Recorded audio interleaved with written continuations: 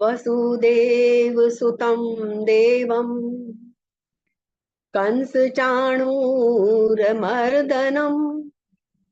देवकी परमानंदम कृष्णं वंदे जगद्गुरुम। जगद्गुरु श्री कृष्ण के चरणों में प्रणाम और आप सबको हृदय से नमन। गीता की महिमा। गीता हृदय भगवान का सब ज्ञान का शुभ सार है। इस शुद्ध गीता ज्ञान से ही चल रहा संसार है। गीता परम विद्या सनातन सर्वशास्त्र प्रधान है। पर ब्रह्म रूपी मोक्षकारी नित्य गीता ज्ञान है।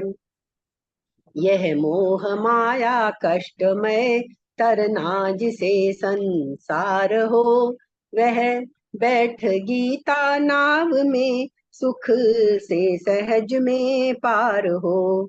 संसार के सब ज्ञान का यह ज्ञानमय भंडार है। श्रुति उपनिषद वेदांत ग्रंथों का परम शुभ सार है।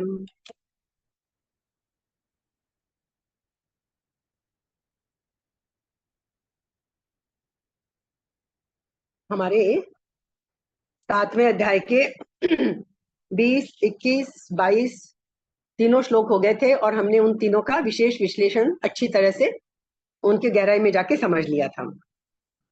अब हम आगे बढ़ते हैं। हम जो हमारा विषय चल रहा था ना कि हम सब लोग देवताओं की पूजा में लग जाते हैं, ईश्वर को, असली जो ईश्वर है उसको छोड़कर। तो अब ये 23वें श्लोक में भगवान उपासना के अनुसार फल का वर्णन करते हैं, क्योंकि सब उपासना अलग अलग तरीके से करते हैं तो उनका फल भी अलग अलग होता है। जैसा हर एक कर्म का फल एक सा नहीं होता, जैसी जैसी उपासना वैसा वैसा फल मिलेगा। तो क्या कहते हैं यहाँ पे, अंतवत्तु फलम तेषाम तद्भवत्यल्प मेधसाम। बहुत ही एक शब्द बस इसमें पकड़ लेंगे हम, हमें सब समझ में आ जाएगा। देवान देव यजो यान्ति मद्भक्ता यान्ति मामपि। क्या कह रहे हैं, मैं संधि विच्छेद करके पढ़ देती हूँ। अंतवत्तु, अंतवत तु फलम तेषाम तद भवति अल्पमेधसाम। ये अल्पमेधसाम वर्ड, कम बुद्धि, बुद्धिहीन नहीं, कम बुद्धि। देवान देव यजो यान्ति मद्भक्ता यान्ति मामपि। अब क्या अर्थ है श्लोक का, तू तेषाम अल्पमेधसाम, परंतु उन तुच्छ बुद्धि वाले मनुष्यों को। कौन है तुच्छ बुद्धि वाले? जो अभी हम पीछे 3 श्लोकों में देख आए हैं, जो वास्तविक ईश्वर के वास्तविक स्वरूप की आराधना ना करके अपनी कामनाओं की पूर्ति के लिए देवताओं की उपासना में लगे रहते हैं।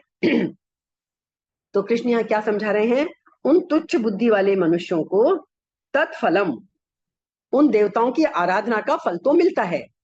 फल नहीं मिलता तो इतने अनंत काल से ये आराधनाएं क्यों चलती, फल तो मिलता है।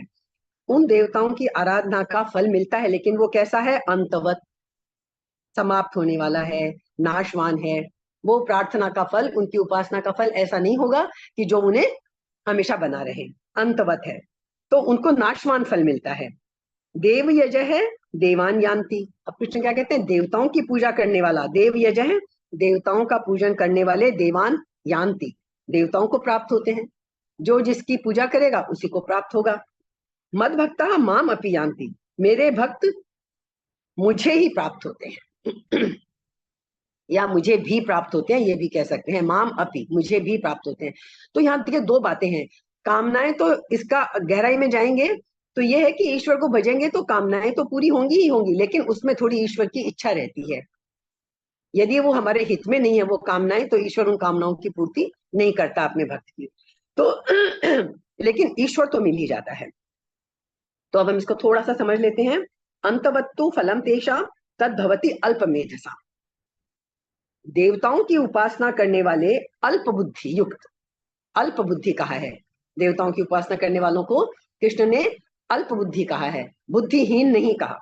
अल्प बुद्धि युक्त मनुष्यों को कैसा फल मिलता है, अंत वाला, अर्थात सीमित और नाशवान फल मिलता है, हमेशा रहने वाला फल नहीं मिलता। तो फिर ये शंका उठती है कि भगवान एक तरफ तो कहते हैं कि सब कुछ मेरा ही विधान किया हुआ है, तो जब ईश्वर का विधान किया हुआ है तो वो फल तो नित्य होना चाहिए, फिर अनित्य फल क्यों मिलता है देवताओं की पूजा करने वालों को?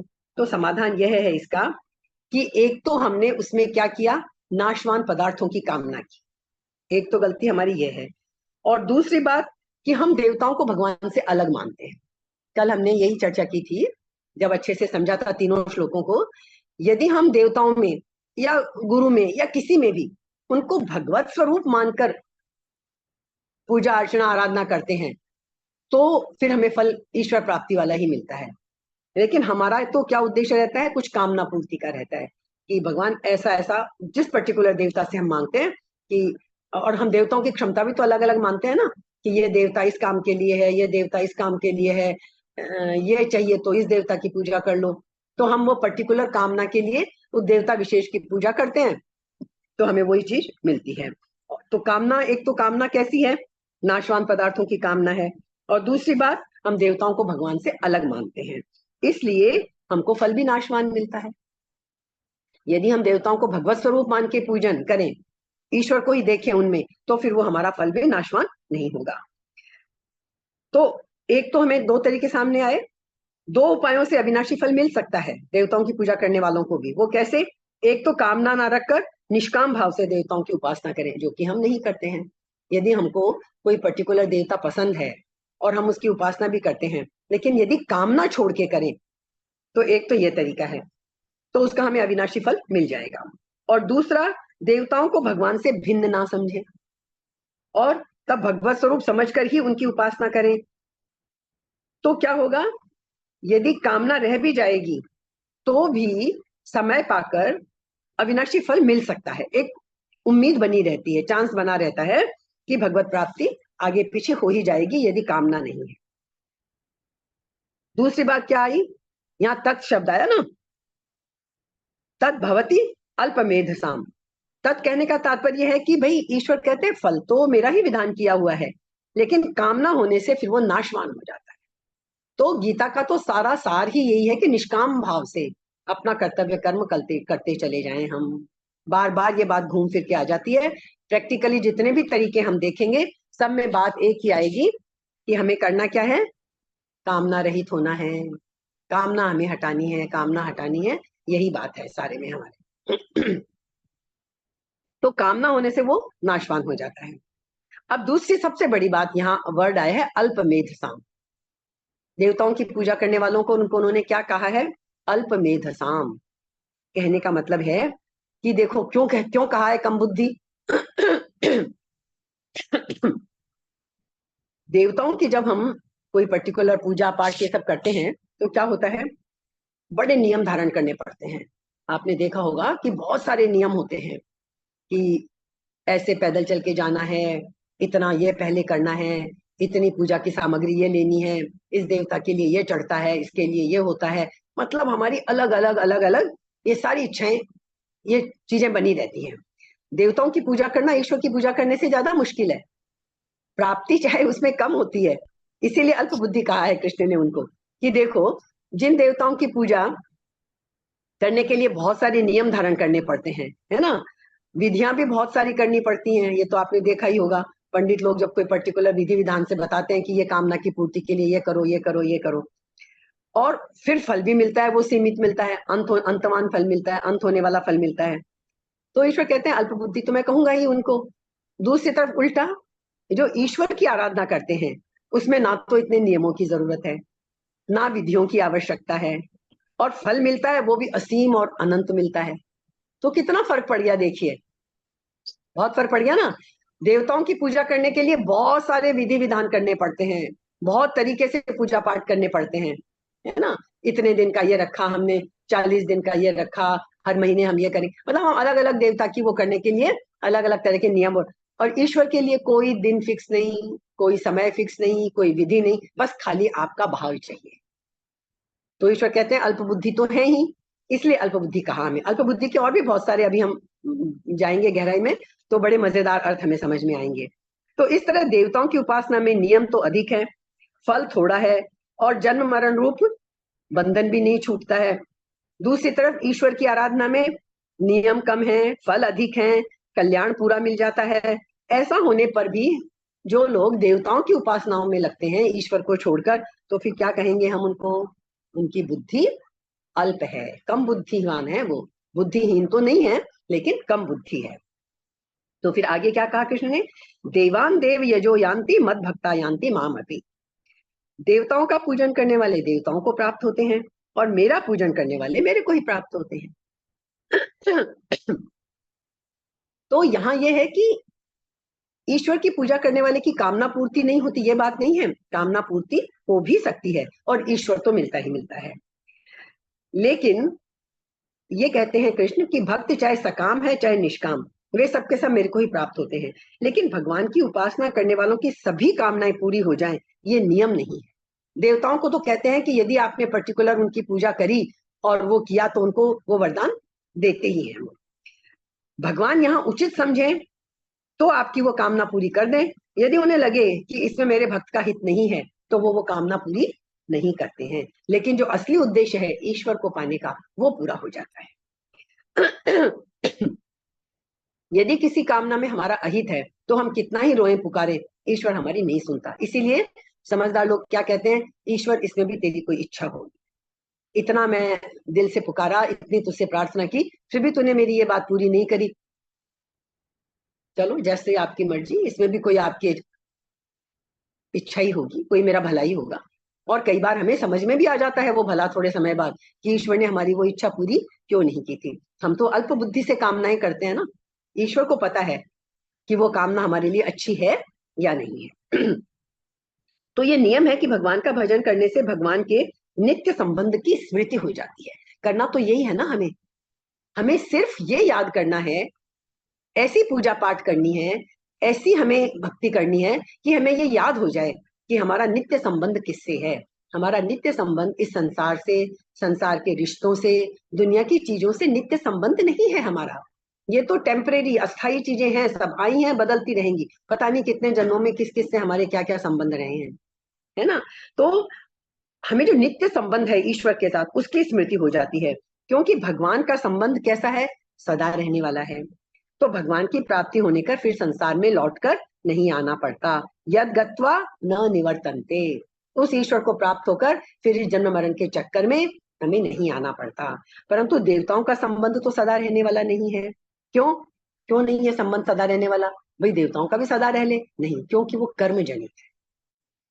और जहां भी कर्म जनित चीज है, वो सदा रहने वाली नहीं होगी। जब तक निष्काम कर्म नहीं होगा, जब तक कामना सहित कोई कर्म है, तब तक वो अनंत नहीं हो सकता, सदा रहने वाला नहीं हो सकता।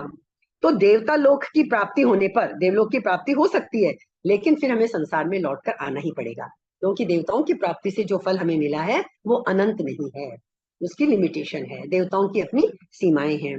क्षीणे पुण्य मर्त्य लोकम विशंति। जब वो पुण्य क्षीण हो जाता है, तो उस देवता के लोक से हमें फिर इस दुनिया में लौटकर आना पड़ता है। लेकिन यहाँ क्या बात कही? मेरे को, मेरा भजन करने वाले मेरे को ही प्राप्त होते हैं। इसी भाव को लेकर भगवान ने ये जो 4 प्रकार के भक्त हमने बहुत डिटेल में पढ़े थे ना, अर्थार्थी, आर्थ, जिज्ञासु और ज्ञानी, इन चारों प्रकार के भक्तों को सुकृति और उदार कहा है। इसी अध्याय में हमने 17वां और 18वां श्लोक जो किया था। मद भक्ता यान्ति माम अपि। एक चीज और है इसकी, इसका तात्पर्य कि जीव कैसे भी आचरण वाला क्यों ना हो, अर्थात दुराचारी से दुराचारी ही क्यों ना हो, आखिर है तो मेरा अंश ही ना, है तो हम सब भगवान के अंश ही। उसने केवल आसक्ति और आग्रह पूर्वक संसार के साथ संबंध जोड़ लिया है, ना समझी के कारण। अगर संसार की आसक्ति और आग्रह ना हो, तो ईश्वर कहते हैं उसे मेरी प्राप्ति हो जाएगी। बस हमें करना क्या है? संसार के प्रति आग्रह छोड़ देना है। जो वास्तविकता है बस उसको समझ लेना है। संसार में सब कर्म करने हैं, बिल्कुल ऐसे ही जैसे हम अभी कर रहे हैं, बस उनके पीछे का भाव बदल देना है। वो जो निष्काम भाव है वो हमें पैदा कर लेना है, फिर हमें ईश्वर की प्राप्ति निश्चित रूप से हो जाएगी। तो सब कुछ भगवत स्वरूप ही है, भगवान का विधान भी भगवत स्वरूप है। ऐसा होते हुए भी भगवान से भिन्न संसार की सत्ता मानना और अपनी कामना रखना, ये दोनों ही पतन के कारण है। संसार की सत्ता को माने हम कि वो ईश्वर से अलग है, और अपनी कामना रखें, यही दोनों चीजें हमारे पतन का कारण बनती हैं और हमें उस उच्चतम लक्ष्य की प्राप्ति नहीं होने देती। यदि इनमें से हमने कामना का सर्वथा नाश कर दिया तो हमें क्या होगा? दो चीजें हमारे सामने आई ना, कामना का नाश करें और सबको भगवत स्वरूप देखें। तो कैसे काम बनेगा हमारा? यदि हमने कामना का सर्वथा नाश कर दिया, यदि कामना का सर्वथा नाश हो जाए तो फिर क्या होगा? फिर हमें ये संसार भगवत स्वरूप दिखने लगेगा, जो गीता हमें सिखाना चाहती है, वासुदेव है सर्वम। तो हमें फिर ये संसार भगवत स्वरूप दिखने लग जाएगा। और यदि संसार भगवत स्वरूप दिखने लग जाए तो कामना मिट जाएगी, कामना रहेगी ही नहीं। फिर दोनों बातें समझ ली ना हमने। फिर मात्र क्रियाओं के द्वारा भगवान की सेवा होने लग जाएगी। फिर हम करेंगे वही सब कुछ, लेकिन फिर वो क्रियाएं क्या होंगी? हमारी कामना पूर्ति के लिए नहीं होंगी, वो भगवान की सेवा के लिए होंगी।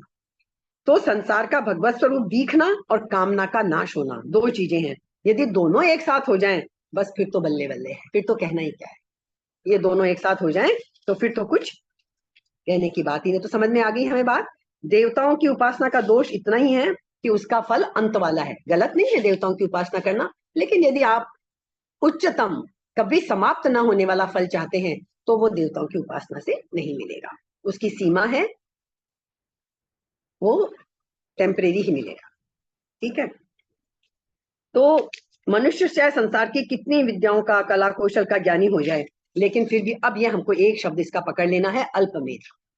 क्यों कहा अल्पमेधा, कम बुद्धि वाला क्यों कहा? इसको हम थोड़ा अच्छे से समझने की कोशिश करते हैं कि ये अल्पमेधा के अपने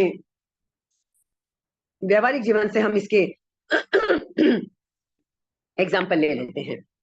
तो देखिए, अल्प बुद्धि के लिए एक तो हमें कामना और प्रार्थना का फर्क समझना पड़ेगा। कामना और प्रार्थना, जो हम जाके मंदिरों में प्रार्थना करते हैं, भगवान मुझे ये दे दे, वो दे दे, वो प्रार्थना नहीं है।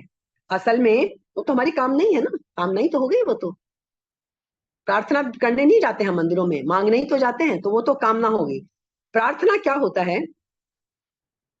अल्प बुद्धि मनुष्य क्या करता है? क्षणिक जरूरतों की पूर्ति के लिए कामना, मांग करता रहता है ईश्वर से, ये मिल जाए, अब ये पूरा हो जाए, अब ये पूरा हो जाए।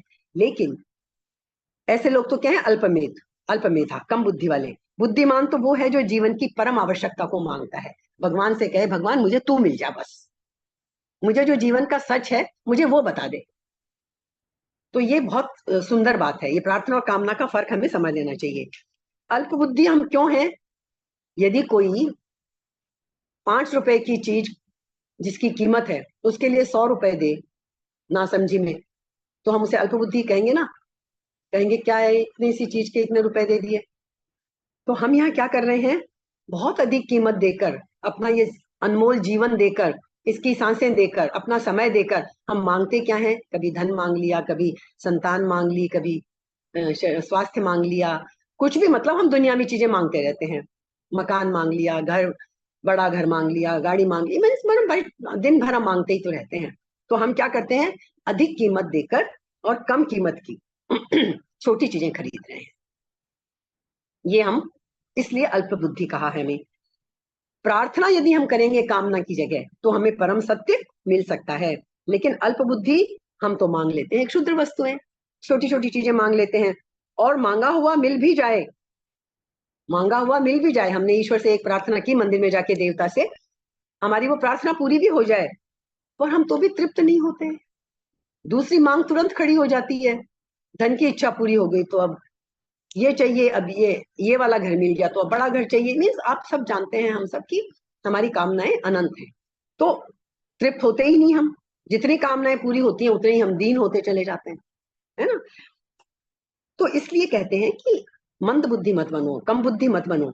मांगना ही है तो वो मांगो कि फिर कोई मांग शेष ही नहीं रह जाए, फिर अतृप्ति खत्म ही हो जाए, कुछ मांगने को बचे ही ना, कि अब कुछ मांगना ही नहीं है प्रभु मुझे तो तुझसे, सब कुछ मिल गया मुझे तो तुझे। यदि ईश्वर को पालेंगे तो सब कुछ मिल जाएगा ना हमें। एक कहानी है, बड़ी सबने सुन रखी है, हमने याद आती है, बड़ी प्यारी कहानी है, यम और नचिकेता की।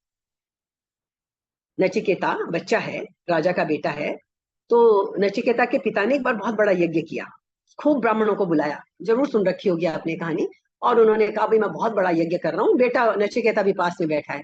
तो उन्होंने कहा मैं बहुत बड़ा यज्ञ कर रहा हूं और मैं सब कुछ दे दूंगा, मैं अपना सब कुछ दान कर दूंगा। बेटा छोटा सा बच्चा है, कौतूहल से देख रहा है सारी चीजें कि उसके पिता राजा हैं, दान दे रहे हैं ब्राह्मणों को, खूब गायें दे रहे हैं, पर उसे पता है वो गायें कैसी हैं, दूध नहीं देती, और ऐसी ऐसी चीजें दे रहे हैं जो अब काम की नहीं रही।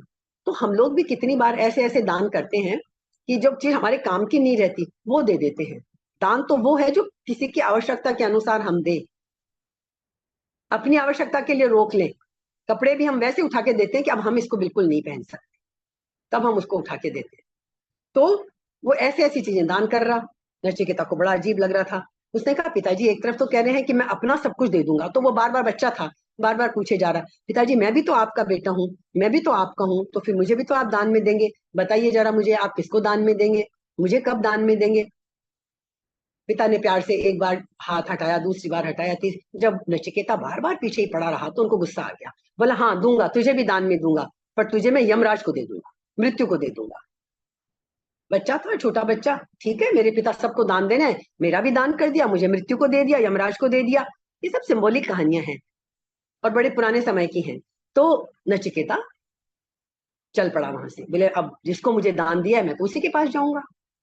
चल पड़ा वो यमराज के द्वार पे, यमराज के द्वार पे जाने के लिए निकल पड़ा, भूखा प्यासा जैसे तैसे करके वो यमराज के यहाँ दरवाजे पे पहुंच गया। पता चला यमराज तो बाहर कहीं गए हुए हैं। 3 दिन तक भूखा प्यासा उनके दरवाजे पे पड़ा रहा, क्योंकि जिसको दान मिला है अब मैं तो उसी के पास रहूंगा। तो जब यमराज लौट के आए 3 दिन बाद में, उन्होंने देखा बच्चा भूखा प्यासा और यहाँ पड़ा हुआ है मेरे दरवाजे पे, उनको बिल्कुल भी अच्छा नहीं लगा। तो उन्होंने उसे कहा कि अरे तुम यहाँ क्यों इस तरह से पड़े हो, चलो मैं तुम्हें तुम वापस जाओ, मैं तुम्हें राज्य देता हूँ, धन देता हूँ, सुंदर रानियां दूंगा, सब कुछ दूंगा मैं तुम्हें, जाओ तुम अपने उस पे। नचिकेता ने सब चीजों के लिए मना कर दिया। उसने कहा देवता यमराज आप मुझे प्रलोभन मत दीजिए, मत दीजिए मुझे लालच इन चीजों का, मुझे तो खाली मृत्यु का राज बता दीजिए, आप मृत्यु के देवता है ना, मुझे मृत्यु का राज बता दीजिए ताकि मैं अमृत को जान पाऊं। आप तो मृत्यु के देवता हैं, मृत मरा हुआ और अमृत जो अमर है, तो मुझे तो आप मृत्यु का राज बता दीजिए ताकि मैं अमृत को जान जाऊं। इतना बुद्धिमान है नचिकेता, खूब प्रलोभन मिल रहे हैं उसे सब कुछ कि मैं तुझे संसार के सारे सुख ऐशो-आराम दे दूंगा, तू जा बच्चे अपने घर वापस। नहीं, उसने एक एक चीज के लिए पूछा, ये जो चीजें आप मुझे दे रहे हो, राज्य धन दौलत रानियां सुख संपत्ति यश मान कीर्ति, क्या मैं हमेशा जिंदा रह पाऊंगा, क्या मैं इन सबको हमेशा भोग पाऊंगा।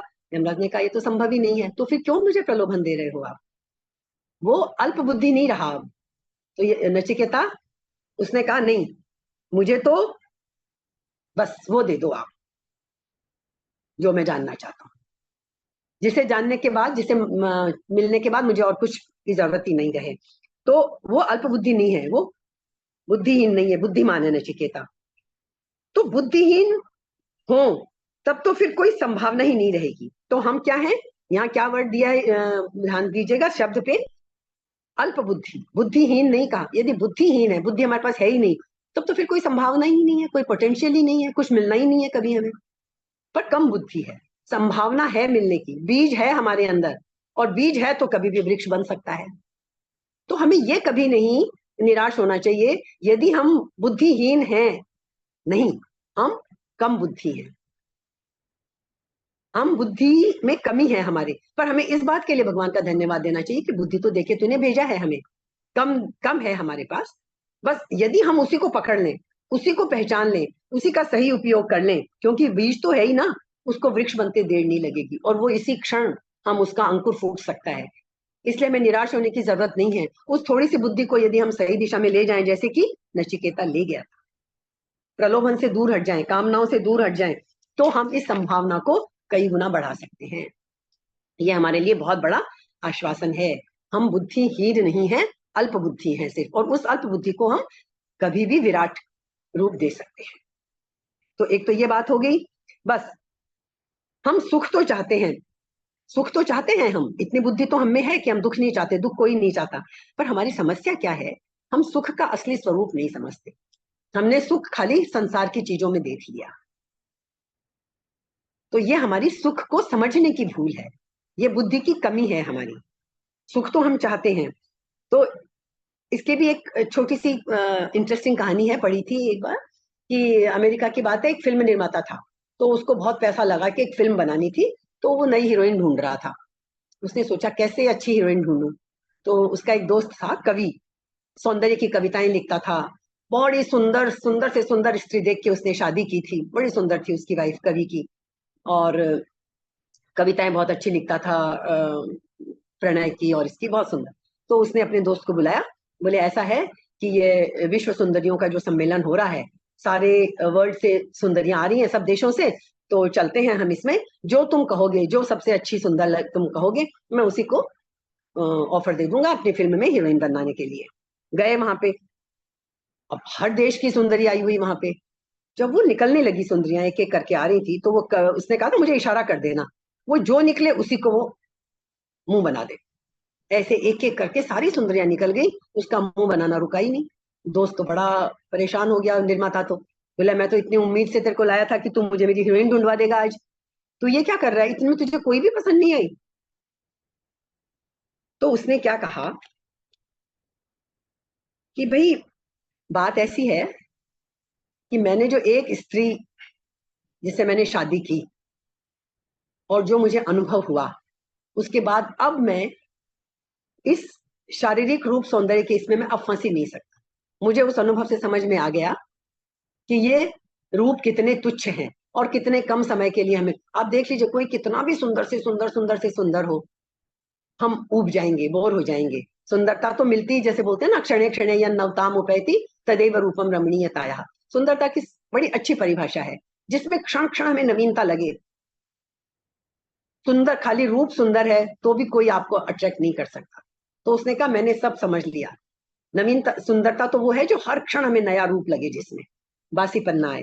तो इससे क्या बोला कि हम समझने को तैयार ही नहीं होते। एक अनुभव, एक बार अनुभव हुआ, हम उसको चिरस्थायी नहीं बनाते।